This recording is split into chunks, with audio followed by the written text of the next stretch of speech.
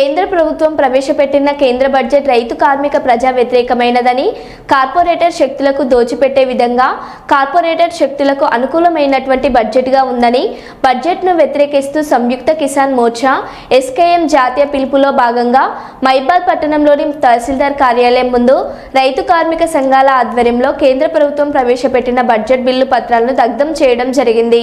ఈ కార్యక్రమానికి సంయుక్త కిసాన్ మోర్చా ఎస్కేఎం జిల్లా కన్వీనర్ కామ్రేడ్ గుజ్జు దేవేందర్ అధ్యక్షత వహించగా, వక్తలుగా టీఐసియు జిల్లా కార్యదర్శి బిల్లకంటి సూర్యం, ఐఎఫ్టియు జిల్లా అధ్యక్షులు ఎస్కే మదర్లు మాట్లాడుతూ కేంద్ర ప్రభుత్వం పార్లమెంట్లో ప్రవేశపెట్టిన బడ్జెట్ బిల్లుల్లో కార్పొరేట్ శక్తులకు దోచిపెడుతూ రైతు కార్మిక ప్రజా వ్యతిరేక బిల్లుగా తీసుకువచ్చిందని వారు మండిపడ్డారు।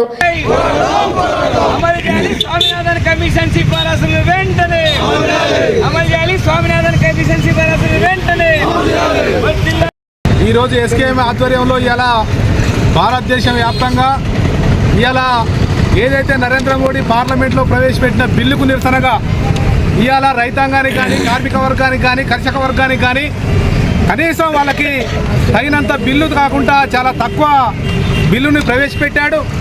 ఏదైతే మనం ఆశించాం ఇవాళ రైతాంగాన్ని, ఇవాళ కార్మిక వర్గాన్ని కూడా మంచి బిల్లు ప్రవేశపెట్టి ఇవాళ రైతాంగాన్ని ఆనందపరుస్తులు అంటే రైతాంగాన్ని నడ్డి విరగొట్టే బిల్లుని ఇవాళ ముందుకు తీసుకొచ్చాడు। ఎందుకంటే ఇవాళ ఉపాధి హామీ ఏదైతే పథకం ఉందో ఈ పథకాన్ని మొత్తం కూడా పూర్తిగా నిర్వీర్యం చేసి ఈ పథకాన్ని రాబోయే కాలంలో ఎత్తివేయడం కోసం నరేంద్ర మోడీ ప్రభుత్వం ఎదురు చూస్తుంది। ఇవాళ విద్య, వైద్యం ఇవాళ చాలా ఇంపార్టెంట్గా ఉన్న పరిస్థితిలో కేంద్ర ప్రభుత్వం ఇటీవల పార్లమెంట్లో బడ్జెట్ 2025-26 ప్రవేశపెట్టింది।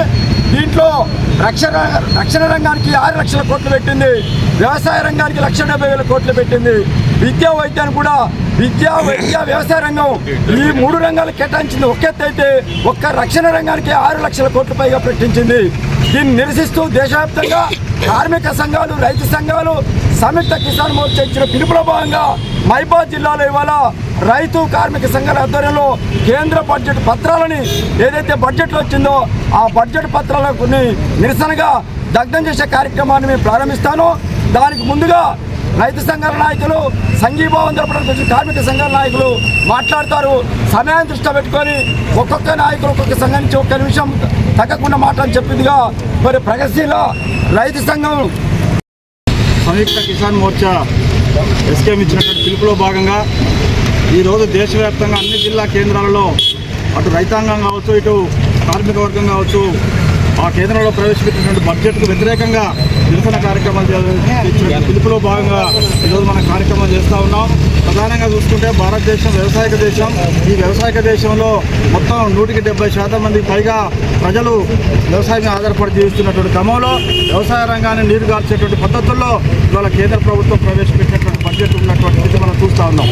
మరోవైపు ఈ దేశంలో 44 కోట్లకు పైగా ఉన్నటువంటి సంఘటిత, అసంఘటిత రంగ కార్మికులకు సంబంధించినటువంటి ఇలాంటి సంక్షేమ పథకాలు లేకుండా ఇవాళ కేంద్ర ప్రభుత్వం బడ్జెట్ ప్రవేశపెట్టినటువంటి స్థితిలో మనం ఈ నిరసన కార్యక్రమానికి దిగాల్సినటువంటి పరిస్థితికి నెట్టబాటు అనేటువంటి విషయాన్ని కూడా మనందరం గుర్తు చేసుకోవాలని చెప్పేసి భవిష్యత్తులో భారతదేశంలో కమ్యూనిజం లేకుండా, ఎర్రజెండా లేకుండా, విప్లవ పార్టీలు లేకుండా చేయాలనేటువంటి ఒక ఏకైక లక్ష్యంతో కేంద్ర మిత్రులు మరియు కార్మిక సంఘాల మిత్రులు,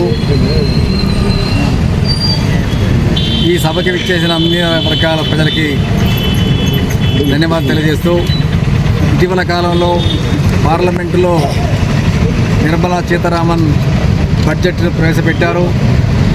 ఈ బడ్జెట్లో కేవలం ఈ రకంగా ఇతర రాష్ట్రాలకి ఇటీవల కాలంలో జరిగిన ఎన్నికలు దృష్టిలో పెట్టుకొని ఆ రాష్ట్రాలకి వాళ్ళ మెప్పు పొందడానికి బడ్జెట్ కేటాయించారు। కానీ తెలంగాణ కోసం ఈ రకంగా తెలంగాణ నుంచి ఉన్న బీజేపీ పార్టీ తరఫున గెలిచిన కిషన్ రెడ్డి, బండి సంజయ్ లాంటి వాళ్ళు మంత్రుల గుండె కూడా ఈ రకంగా తెలంగాణని మర్చిపోయి తెలంగాణకి చిన్న చూపుతోటి రకంగా దీనికి బడ్జెట్నే కేటాయించకపోవడం అనేది దుర్మార్గమైన చర్య।